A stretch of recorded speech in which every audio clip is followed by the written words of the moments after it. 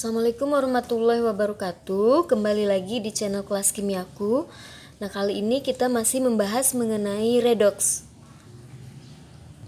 Yang akan kita pelajari dalam video kali ini adalah tata nama senyawa ionik. Nah, apa itu yang dimaksud dengan senyawa ionik? Seperti yang kita tahu ya di materi sebelumnya, ikatan ionik adalah ikatan yang terjadi karena adanya serah terima elektron antara ion positif dengan ion negatif ya. Nah, senyawa ionik itu dapat berupa senyawa biner. Biner itu bi itu kan artinya dua ya. Jadi senyawa biner itu adalah senyawa yang dibentuk dari dua unsur. Contohnya AgCl ini ya.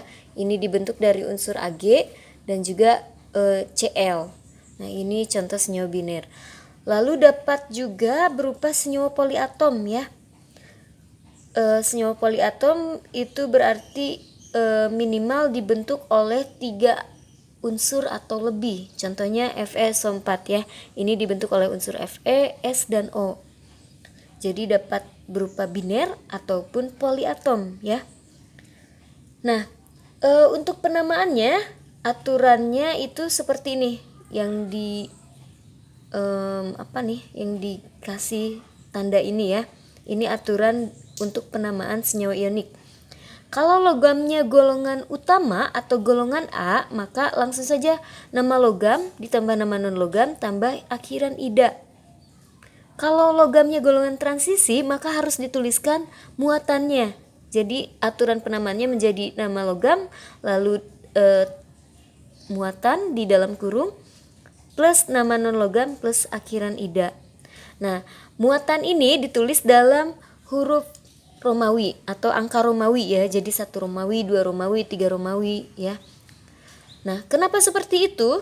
Kita lihat ya yang mana yang termasuk logam golongan utama dan logam golongan transisi. Dalam tabel periodik, golongan utama atau golongan A itu adalah logam-logam golongan 1A dan 2A ini. Golongan 1A dan 2A. Dan juga ada logam golongan 3 ya yang ini. Ini logam golongan 3. Nah, untuk golongan utama yang tadi kita sebutkan, golongan 1A, 2A, dan 3, itu muatan logamnya tidak usah ditulis. Kenapa tidak usah ditulis? Karena golongan utama ini muatannya sudah pasti segitu ya. Jadi kalau golongan 1A pasti muatannya plus 1, golongan 2A pasti plus 2, dan golongan 3A pasti plus 3. Tidak mungkin memiliki muatan yang lebih dari itu ya. Tetapi untuk golongan transisi yang diwarnai kuning ini, itu bisa memiliki muatan yang lebih dari 1. Contohnya yang Fe ini, dia bisa bermuatan plus 2, bisa bermuatan plus 3, bahkan plus 4 dan seterusnya ya. Jadi untuk golongan transisi ini logam-logam ini memiliki lebih dari 1 bilox. Makanya biloxnya atau muatannya itu harus dituliskan. Oke, kita lihat contoh soalnya ya. Oh, dan satu lagi. Untuk senyawa ionik poliatom itu langsung saja penamaannya itu nama logam lalu nama ionnya ya. Nama logam dalam kurung muatan kalau logamnya golongan transisi ya. Lalu nama ionnya gitu ya. Jadi langsung dituliskan nama ionnya. Ini dia beberapa daftar nama ion yang sering kalian temui nantinya ya. Ada SO42- itu ion sulfat, lalu CO32- itu ion karbonat, NO3- nitrat, lalu SO32- sulfit, PO33- fosfit, lalu NO2- itu nitrit. Ini cuman beberapa nama ion saja ya. Oke, kita lanjut ke contoh soal saja. Ini dia. Nah, sebelum menentukan nama senyawa ionik, kita harus lihat dulu logamnya ya. Itu logamnya golongan utama atau transisi. Kita cek Ag, Fe, dan Na juga Mn ya. Ag itu ini ya. berada pada golongan transisi. Fe juga sama transisi, lalu Mn juga transisi, Na itu utama, dan Mg juga golongan utama ya.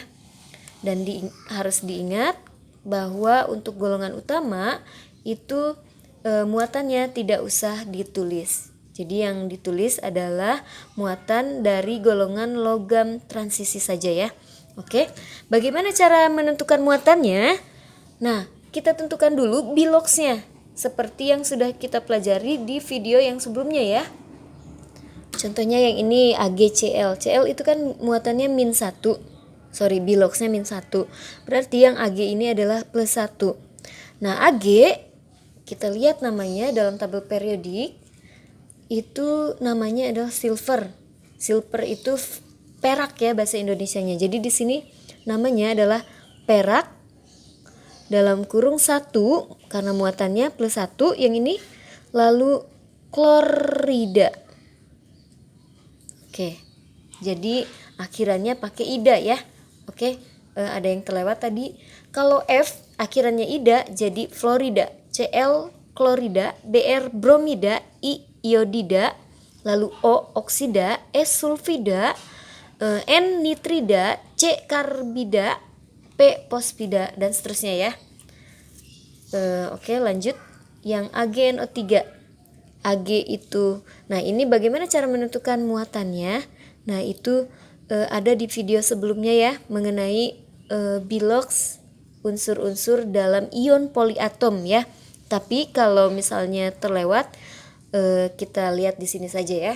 Nah ini NO3 yang ini ya, NO3 ini nih merupakan ion nitrat dan muatannya adalah -1.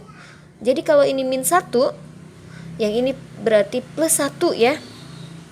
Yang Ag-nya +1. Jadi ini namanya adalah perak dalam kurung 1 nitrat.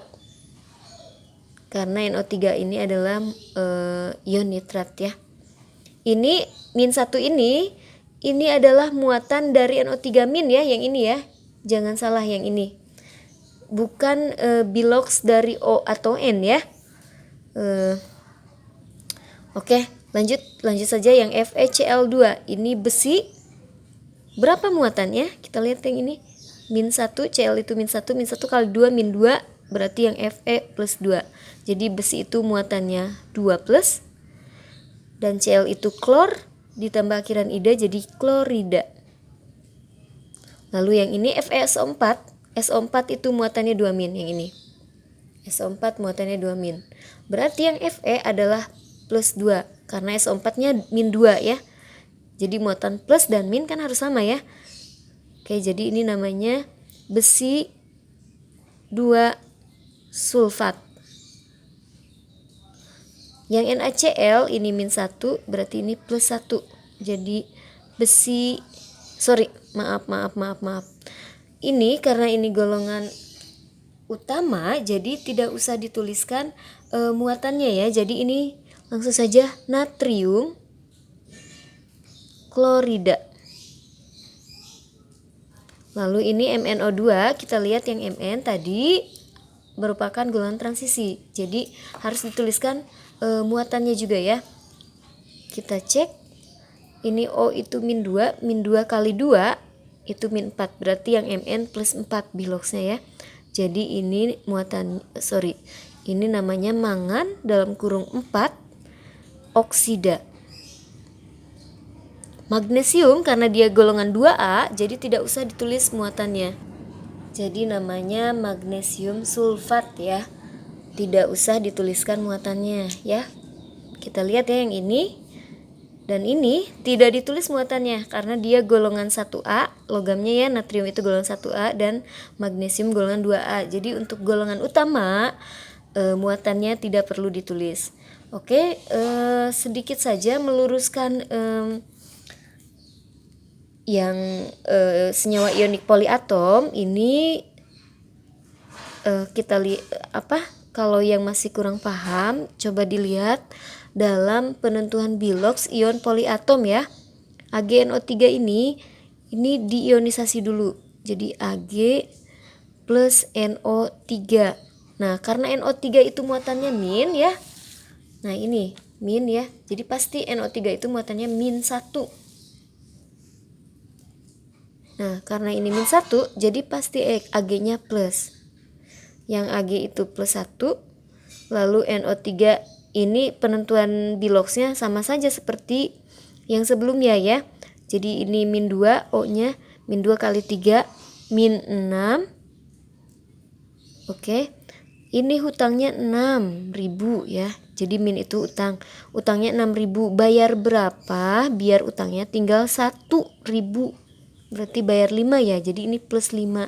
Nah, ini dalam penentuan biloxnya ya. Jadi saya ulang lagi. Untuk SO4 yang ini kan muatannya min 2 ya. Ini sekali lagi ini bukan bilox dari S atau juga O. Tapi ini merupakan muatan dari SO4 ya. SO4 2 min. Jadi ini kan terionisasinya menjadi Fe dan SO4 2 min. Nah, karena ini muatannya 2 min, pasti ini 2 plus ya. Jadi itu hanya untuk mempermudah dalam menentukan muatan dari logam yang bersenyawa dengannya ya. Nah, sekian. Assalamualaikum warahmatullahi wabarakatuh.